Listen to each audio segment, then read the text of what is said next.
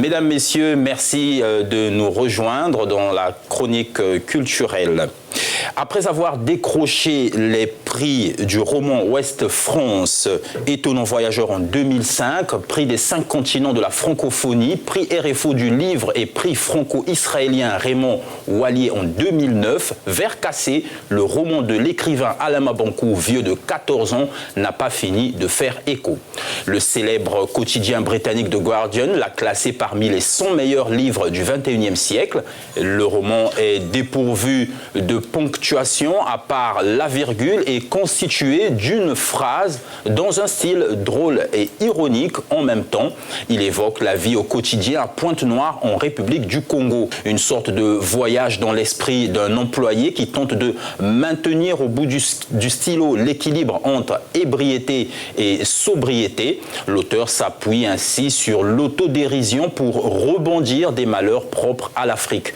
Un style qui lui va comme un gant. Le roman a plusieurs fois été adapté au théâtre, traduit en anglais en 2009.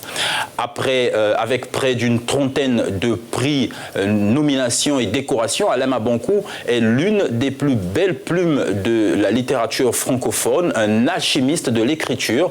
Joint par téléphone, il a bien voulu nous partager ses sentiments au sujet de ce classement de The Guardian.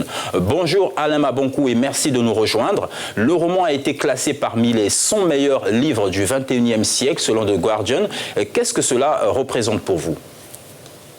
Je pense que ça représente une certaine fierté qui n'est pas simplement personnelle, mais qui est une fierté liée aussi à la littérature congolaise, à la littérature africaine et en particulier à la littérature d'expression française. Mais de voir que Vers cassé continue à faire son chemin, se détache peu à peu de l'auteur que je suis pour avoir une autonomie romanesque, cela me fait plaisir. Le roman Vers cassé est écrit d'une certaine manière. Que voulez-vous que l'on retienne de cet ouvrage? Je pense que ce qu'il faut retenir de ce roman, c'est que c'est un roman qui parle du petit peuple.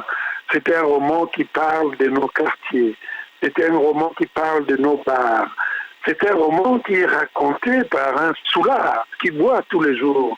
Et le titre Vers cassé est un titre que j'avais emprunté évidemment au grand musicien artiste Simaro Lutumba, que je ressemble beaucoup, dans sa fameuse chanson Vers cassé.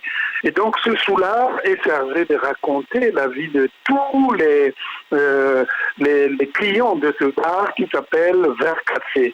Et c'est en racontant des histoires de chaque personnage qu'on se rend compte que Vers cassé est un livre qui embrasse à la fois la littérature mondiale, la littérature africaine, la culture, la façon avec laquelle nous vivons ces derniers temps. Et il me fallait trouver une écriture qui se démarque un peu de la forme classique. Eh bien, j'avais estimé que si mon narrateur était un soulard qui buvait tous les jours, qui vivait dans un bar qui ne fermait pas, si ce narrateur devait raconter une histoire, il ne devait pas être gêné par la ponctuation.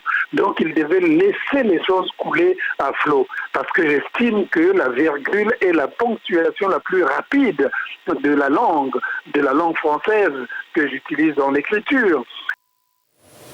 Et pour finir, Alain, pour beaucoup de jeunes Africains et Congolais notamment, vous êtes une réussite.